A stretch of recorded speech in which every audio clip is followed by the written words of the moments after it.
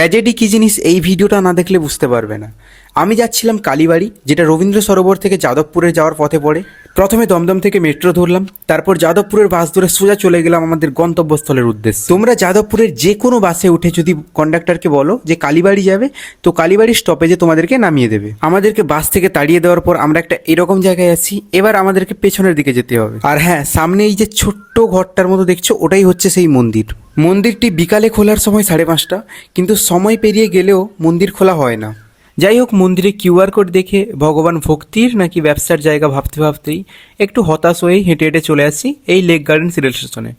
এবং এরপরেই আমি হেঁটে হেঁটে পৌঁছে যাই রবীন্দ্র সরোবরে। এরপর 7 নম্বর গেট দিয়ে এন্ট্রি করে আমি ঢুকে পড়ি রবীন্দ্র সরোবরের ভেতরে। এই রবীন্দ্র সরোবরে আর দেখানোর কিছু নেই, কারণ এর জন্য একটা ডেডিকেটেড ভ্লগ আমার চ্যানেলে আপলোড আছে এবং রবীন্দ্র সরোবর তোমরা অনেকেই দেখেছো, তাই এখানে আর কিছু দেখালাম না। আপাতত এই গন্ধরাজ মোমোর একটা খেয়ে বাকিগুলো কুকুরকে খাইয়ে